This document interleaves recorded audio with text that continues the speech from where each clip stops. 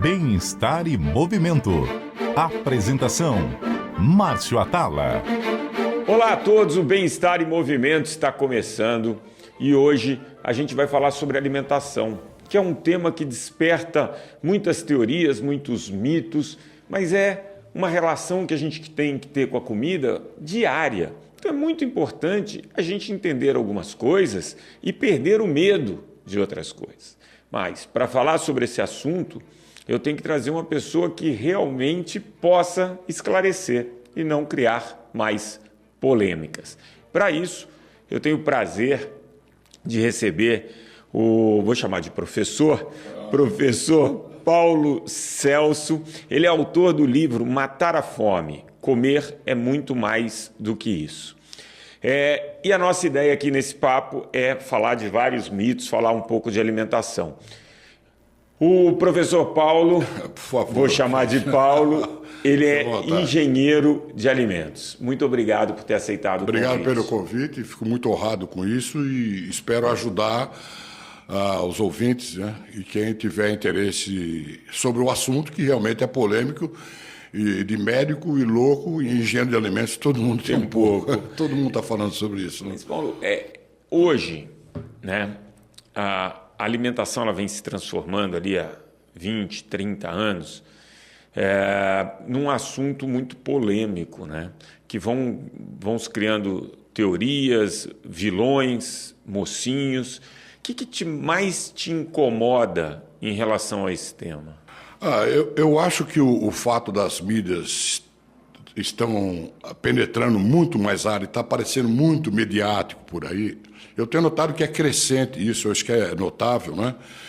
Que muitas pessoas estão dando alguns palpites e opiniões e algumas delas muito controversas, né? Então, por exemplo, eu já posso começar a citar, porque eu sou muito prático, viu, Márcio?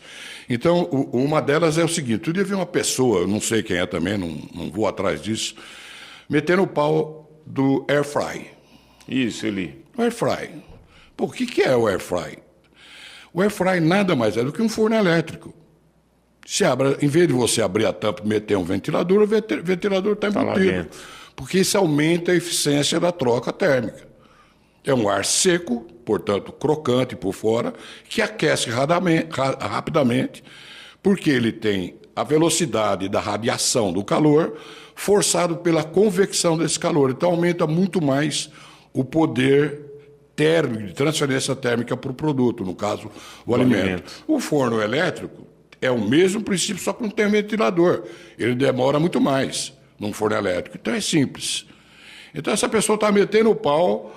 E eu falei, não é possível que as pessoas vão falando tanta asneira e haja gente que acredita num troço desse. O desavisado acredita.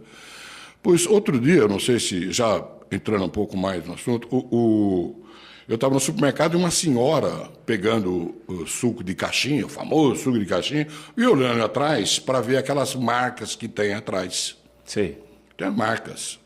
Ela olhou e falou, daqui era devolução, daqui é devolução. Eu falei, minha senhora, desculpa, isso daí são marcas para engarrafadora, a máquina engarrafadora, ter leituras de posição para fechar o fundo, fechar a lateral, fechar a embalagem, né? A embalagem. Isso numa caixinha dessas Tetrapak comuns por aí. Então essa marcação tem no fundo e já inventaram que essa marcação tem alguma coisa a ver com o produto. Não, vai numa fábrica dessa, vê o tamanho da bobina que tem e que fabrica, que monta essas caixas, molda as caixas. Não tem nada a ver com isso. Não sei se você já ouviu essa barbaridade. Já. E essa disseminação, ela por conta das mídias sociais, ela acontece de uma forma muito rápida. Muito né? rápido, muito rápido. E aí, assim, tem tanta coisa que eu quero falar com você, mas assim, a primeira coisa obviamente, você tem a disseminação por pessoas que não têm qualificação, mas às vezes, você tem profissionais de saúde que você fala, não é possível que ele está falando isso, né? E aí é mais difícil para o consumidor. Confunde. Não confunde? Oh, muito. Essa é a preocupação, um dos temas do livro, basicamente, é essa dicotomia que existe entre a realidade e os fatos, né? E a gente Eu estudo sobre isso daí. Estudei academicamente isso, sou curioso, como te falei. Então, na verdade, você lembra de Perroxo? Nós que somos do interior, do Perroxo? Sim. Eu sou de Araraquara, moro em Limeira há 10 anos. O Perroxo acabaram com os pés da cidade, todo mundo arrancava a casca porque era milagroso. Calma, gente, não é assim. É igual a lama preta de Peruíbe. Tudo, exatamente. Botar água no relógio para diminuir a conta da luz. Meu amigo, não existe fundamento para algumas coisas.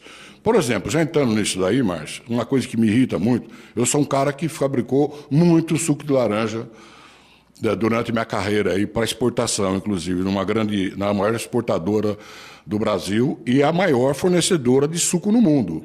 Porque não sei se vocês sabem, o suco de laranja, cada 10 litros tomados, 8 são fabricados no Brasil.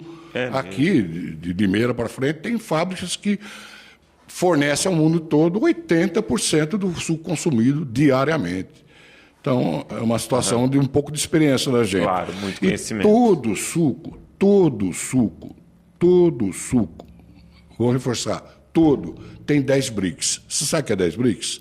São açúcares dissolvidos em algum líquido, na água, por exemplo. Se você pegar 100 ml de água e meter 10 gramas de açúcar, ele fica com 10 graus Brix.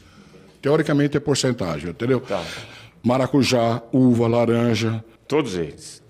Tangerina, tudo. Tudo que você vai beber, você põe no seu chá que você faz em casa, você mete o açúcar, você vai chegar por volta de 10, 12 Brix, que é o palatável, entendeu? Entendi.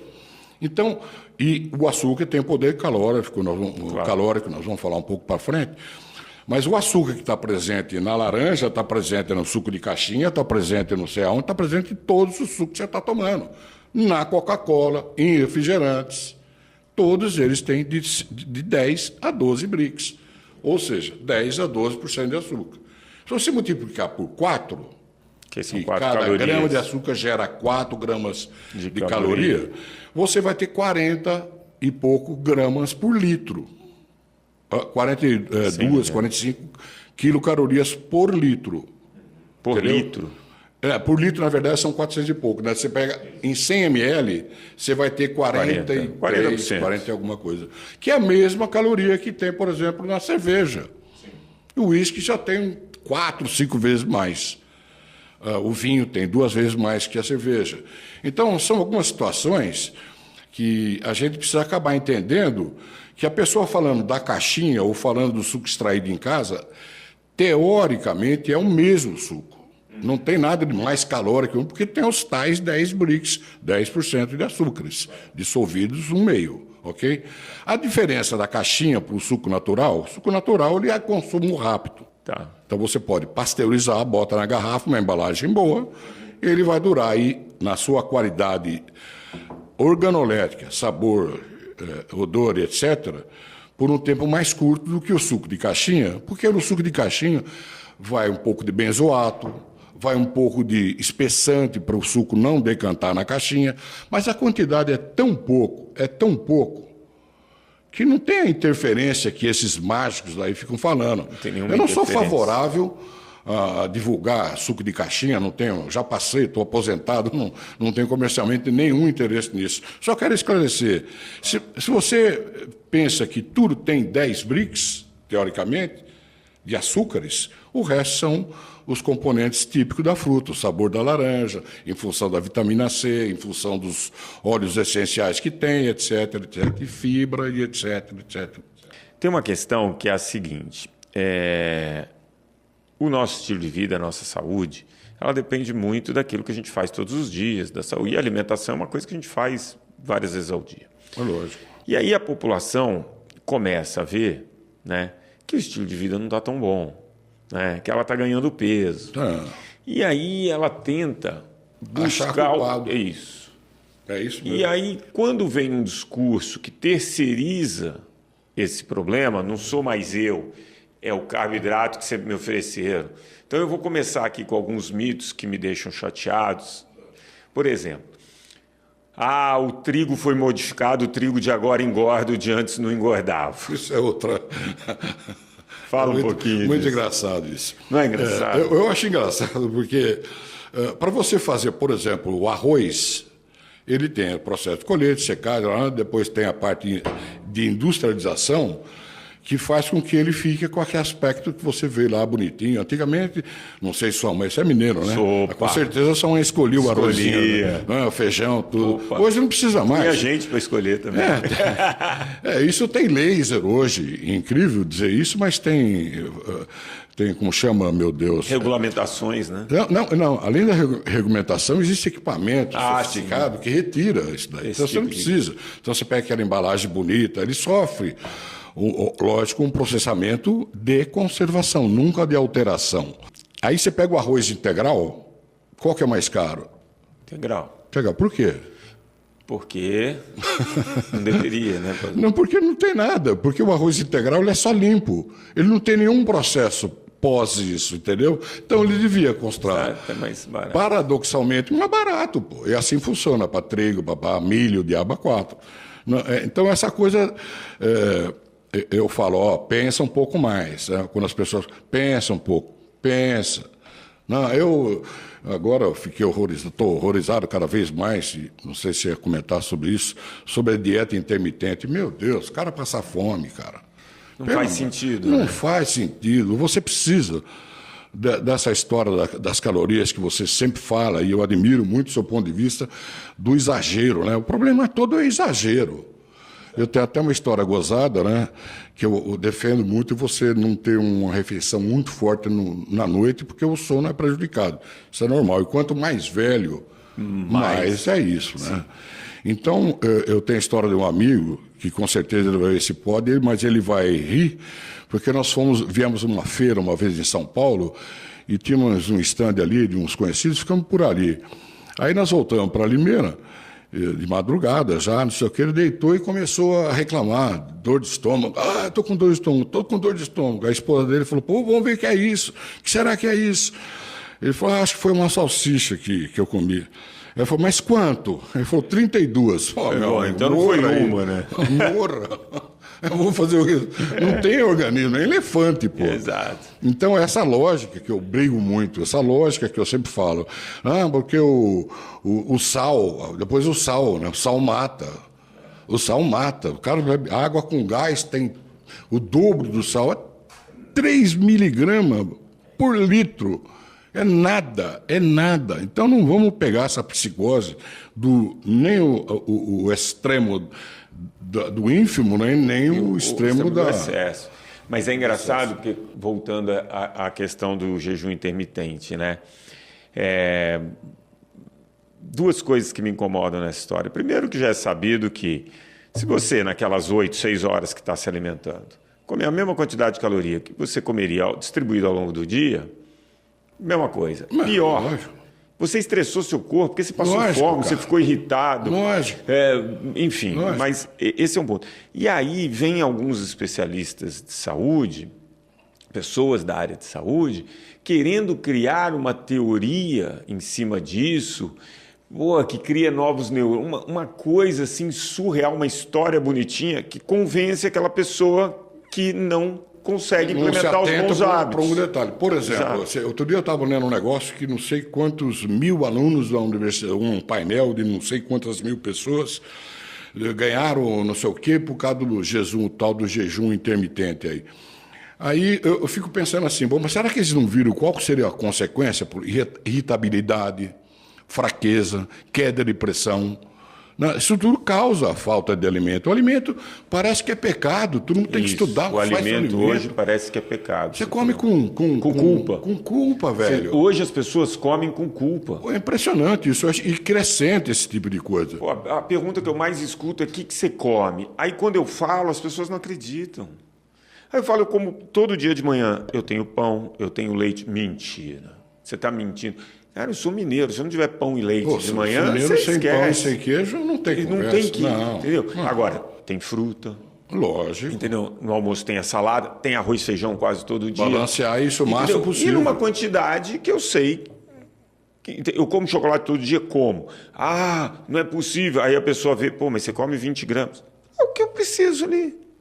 Entendeu? Exatamente. Mas eu como todo dia porque eu gosto, aquilo me dá prazer, não como com culpa. Exatamente, né? exatamente. Pelo Então, prazer que aquilo te dá no momento, pela presença, ambiente. Agora, você tomar o vinho do Lula lá, como é que chama? O famoso dele. eu não sou bom de vinho.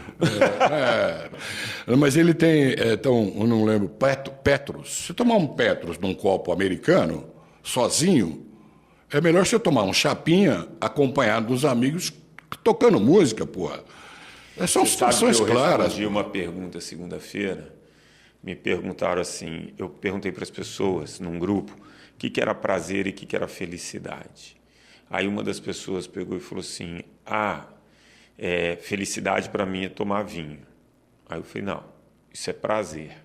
Felicidade é se você está acompanhado dos amigos e aquilo é um momento bacana. Agora, se você está sozinho, usando o vinho para induzir sono, eu não acho que isso seja felicidade. Exatamente, né? exatamente. Então, exatamente. você tem essa questão. Mas uma coisa importante nessa história da alimentação, né, é que as pessoas precisam entender as 2.000 quilocalorias. Elas precisam entender isso, né? É uma matemática, isso é matemática, gente. Porra, não tem, é uma ciência praticamente exata, né? O cara precisa, normalmente, a gente está falando isso porque a gente já conhece um pouco desse, né? Com certeza você é especialista na área. Mas o ser humano, um médio, um cara que nem eu, mais ou menos, 2.000 quilocalorias por dia. Aí, se eu comer 2.500, elas vão para cá, ó. Aliás, a minha está aqui, né, um pouquinho. Não tem jeito, você vai consumir aquilo para o seu crescimento, no caso das crianças, para o seu desenvolvimento, manutenção e troca de células, refinamento de sangue, etc, etc. Essa energia é usada no corpo para isso. Se você consome 2.500 e não anda, não faz nada, que é o meu caso, vai para a barriga, velho. E se você fizer o contrário, você vai emagrecer. Mas emagrecer até quanto? Faça o índice de corporal, como chama? Porcentagem de gordura. Porcentagem de gordura, é simples isso daí. Agora, todas essas coisas, o Márcio, no fundo, são assim, especulações, né, em cima de um assunto que a pessoa às vezes não liga para as consequências, né? Eu acho, é o que você falou, o cara fala, vou fazer agora dieta cetogênica. Ok, porra, meu irmão, tá bom, não tem problema. Tá bom, mas você vai ficar sem nada de carboidrato? Nada. É a história de vegano também, é um ponto de vista extremo, pessoal, não tem nada de... O vegano não, só toma sorvete vegano. Ele já leu sorvete vegano com a composição? Tem um negocinho lá que vem de vaca, pô, chama leite. Tá lá. Então essa moda de vegana, moda do orgânico, para mim são modas. Desculpe falar, estou falando sendo franco, são modas passageiras. Eu acredito muito nisso que você falou da culpa. Hoje as pessoas se sentem culpadas. Então, eu estava lendo um artigo, isso é outro problema, as pessoas leem a manchete do artigo e não leem o artigo, né? Mas que a geração dos nossos avós, então, sei lá, eu tenho 65 anos, meu avô, quando tinha 65 anos, que ano foi? Normalmente, o seu avô, em relação a você, queimava de 600 a 800 calorias a mais todos os dias, porque você tinha um meio ambiente sem celular, sem tecnologia. Você tinha que caminhar obrigatoriamente, fazer esforço físico. Exato. Então, quando você pega 1989, o IBGE mostra que o Brasil tinha 13,9% de pessoas acima do peso. Hoje a gente está batendo quase 70%. Entendeu? Aí você quer começar a achar culpados, mas a verdade é a seguinte, a gente está comendo mais do que a gente está gastando. Só que tentar achar uma justificativa, então, o trigo é modificado. Outra que eu escuto, queria que você falasse, o leite é veneno. O leite... Impressionante, agora virou leite. Eu também fiquei sabendo, também vou pesquisar um pouco mais, que a carne agora, está tudo bem com carne agora. Agora a carne está liberada. A carne, daqui a pouquinho. Esperem um pouco e o leite vai ser liberado também. E mesma coisa em relação ao chocolate, né? Então... o chocolate passa a ser proibitivo, mas é que nem você falou, em que quantidade, com que frequência, lógico. Qual é o meu estilo de vida. Lógico. E isso é muito importante. E por que é mais fácil você sempre buscar uma desculpa para justificar alguma coisa? É a autoenganação, né? Você precisa se auto-enganar às vezes. Você olha para o espelho, eu não tenho barriga. Minha mulher fala, ó, a barriga, toma aí. Tá. Então, é uma auto-enganação. Mas, na verdade, isso tudo é pelo modo de vida mesmo da gente, né? Putz, no nosso tempo, eu sou um pouco mais velho com certeza que você, mas, por exemplo, caminhar. Eu ia sair de casa, andar com os amigos, jogar bola e ir para tudo quanto é lado. Hoje, meus netos e meus filhos foram assim também. A gente leva para lá, leva para cá, é assim que funciona a vida. Então, Mudou, né? Ele não gasta o que a gente gastava, né? De energia. Eu me lembro quando eu morava em Araraquara, eu fiz a Unicamp, e eu morava longe da rodoviária. Eu pegava o ônibus cedo para ter aula cedo em Campinas. Eu descia com uma mala. E os desgraçados não tinham inventado a rodinha ainda, cara. Eu andava com aquela mala, atravessava uns 8 quarteirões, mas andava, não é? Andava. Hoje não tem. E isso que você falou é interessante, né? Mudou, o meio ambiente mudou. Então, essa nossa geração, essa geração que está vivendo agora, com esse meio ambiente mais confortável, com muito mais oferta de alimento, é uma geração que vai ter que criar hábitos que antigamente eram naturais. Quer dizer, você tinha que caminhar para chegar na... Hoje se uma pessoa não programar um tempo para fazer movimento, ela vai ser sedentária. Vai. Esse que é o grande lance, eu acho. Você falou para mim uma palavra, programar para abusar, para queimar, né? Porque você chega, pô, você faz compra por aqui, meu. Outro dia eu comprei um negócio em casa, comprei de manhã, o Mercado Livre colocou à tarde em casa. É muito rápido. Quer dizer, tudo isso, né, favorece para o meio ambiente, favorece, então, para aparecer os milagrosos, cogumelo não sei de onde, né? Aí vai. O sal do Himalaia. O sal do Himalaia. O sal é uma coisa que é um outro item extremamente engraçado, né? Isso até já saiu na internet aí. Mas o gozado é que o Himalaia, o sal do Himalaia, o cara foi formado 5 milhões de anos atrás, não sei o quê, papapá. Aí o nego tira, põe numa garrafinha e validade até março. Porra, não tem cabimento, velho. Não é isso? É verdade. Agora, outro dia, sobre rótulos, né? Esse é um tema que tá no livro. Sobre rótulos tem uma coisa muito gozada. Eu fui comprar um gelo, nós estávamos numa pescaria, fui comprar um gelo no posto e até entrei por detalhe, assim, mas meio sem querer. Um saco de gelo de 5 quilos, não contém glúten. Mentira. Mas é lógico que não contém. É água. Água, meu. Não é lógico querer que tenha glúten ali, pô. Tá demais. Esse negócio demais, né? De validade de alimento, que é um outro tema também. Está indo e voltando, desculpa, eu sou vamos embora. Muito louco nessa questão de disciplina educativa, vamos dizer assim. Mas eu acho gozado também as validades. Isso, para mim, é uma coisa extremamente engraçada. Prazo de validade, né? Porque isso quem faz são os tecnocratas lá do Ministério da Saúde, Anvisa. E já discuti isso, inclusive, com gente do próprio Ministério, gente da especialidade nossa. Os caras não têm, será um bom senso de, no lugar de colocar num iogurte prazo de validade, 29 de outubro. Aí põe a hora, às 11h45, parece que aquele hora, eu falei... Você lembra da Missão Impossível? Que em 15 segundos isso vai explodir. Porra, parece que tudo isso, velho. E, no entanto, não tem essa coisa. Seria muito melhor, isso já foi falado, inclusive, várias vezes, em vários ambientes, né?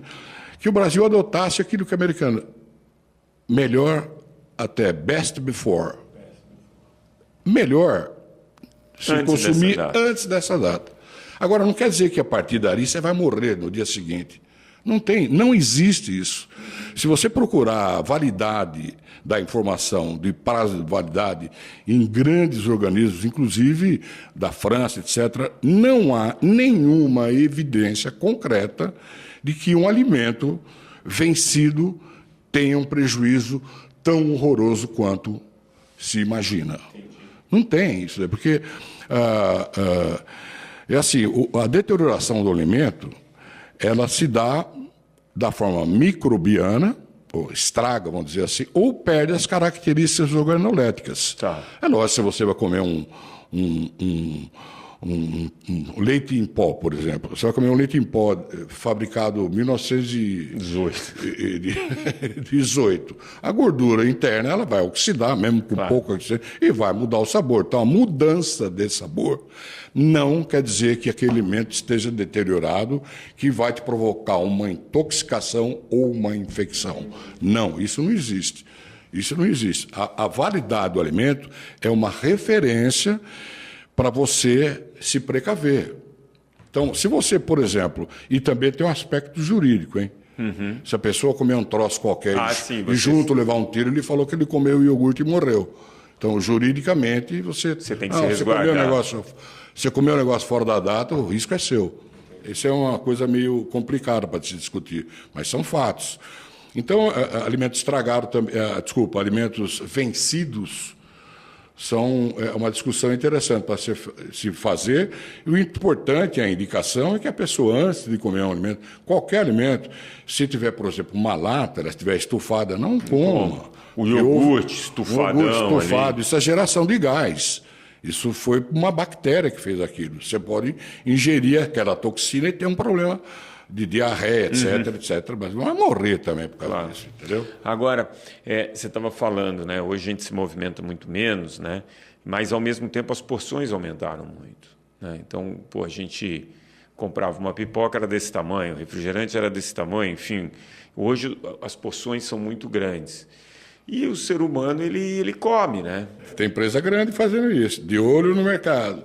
Você tinha o Big Mac antigamente, agora tem o Big Mac 3 andares. Né? A porção era de 6 nuggets e agora de 10. Tudo é função da economia também, né? Ou do poder econômico. Mas muito mais grave que isso, eu acho que está ocorrendo uma coisa interessante para barateamento. Isso é uma coisa que eu, particularmente, acho que tem que ser considerado e alguém tem que ficar atento nisso. As grandes empresas estão alterando, por exemplo, uma grande empresa de laticínios, ele sempre fez um determinado produto à base de leite. E agora eles estão escrevendo derivados de leite, entendeu? Por exemplo, suspende, no lugar de 100% de leite, põe leite e soro de leite. Isso barateia o custo da matéria-prima que ele está comprando para fazer o produto, mas, em compensação, não é o mesmo produto. Tem uma grande marca famosa de sorvete aqui no Brasil. Eu sou um consumidor de sorvete, adoro sorvete. Que mudou o sabor. Mudou totalmente o sabor.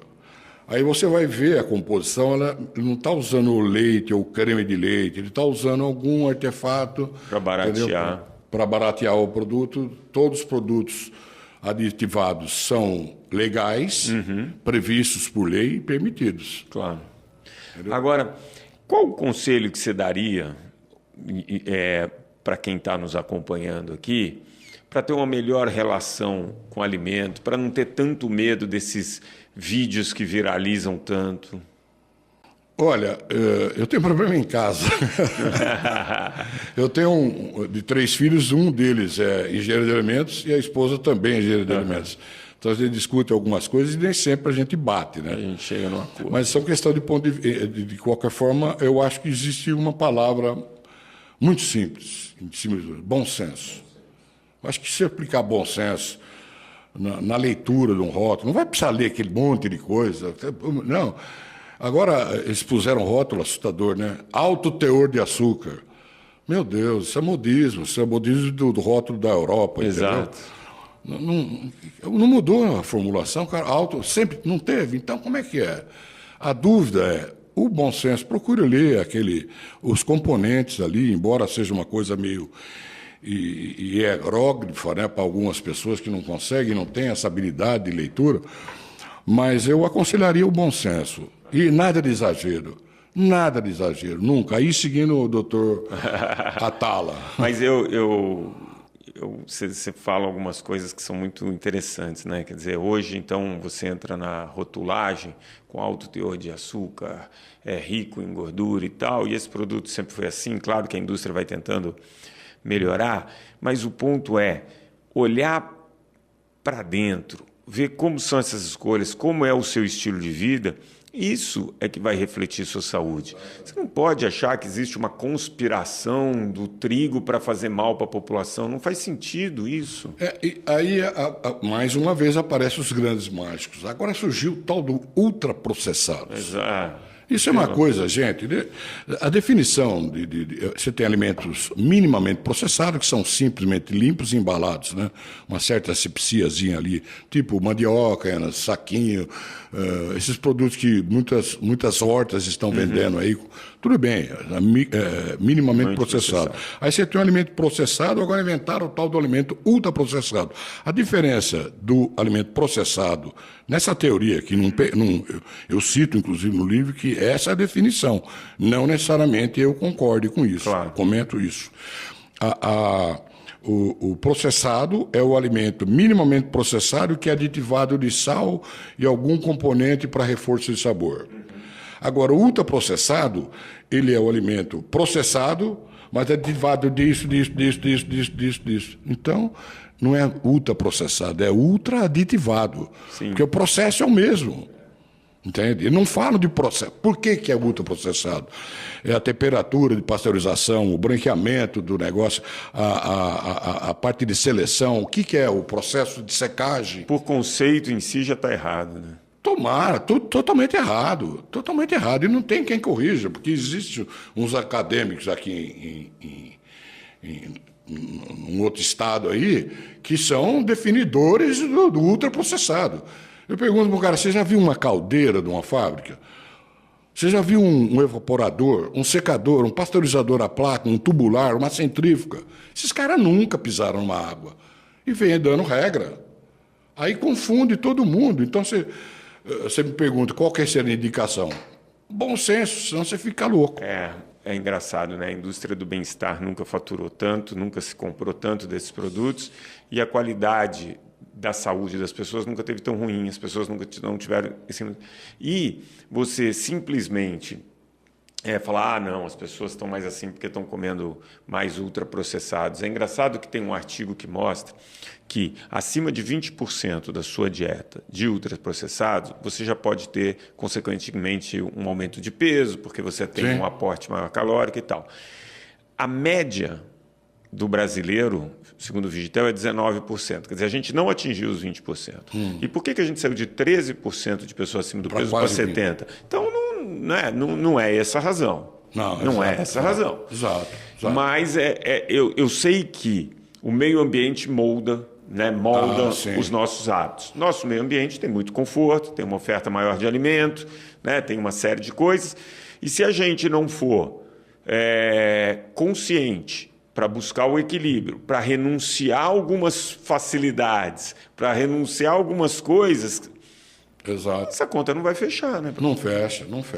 E aí entra num assunto que é vasto. Esse assunto de alimentos é vasto e muito controverso, por isso que chega um cara cheio de conversa, que nem eu aqui, alonga a conversa. Mas o ultraprocessado. Antes disso, queria falar sobre salsicha. Salsicha. Não, salsicha vai papelão. Não. Na composição dessa massa que surgiu lá me parece que é na França, o princípio depois a Alemanha que divulgou bastante isso daí, vai carboximetilcelulose. Então, essa palavra celulose, eu falo, nego joga jornal dentro. Juro, eu já vi muita gente falar isso. E eu pergunto o seguinte, se você tem salsicha aqui, disposta aqui, 20 quilos de salsicha. O africano vai pegar e falar assim, não vou comer que é ultraprocessado. Porque ele tem fome, meu irmão. Tem fome. Enquanto nós estamos conversando aqui, morreu mais de 2.000 pessoas de fome no mundo.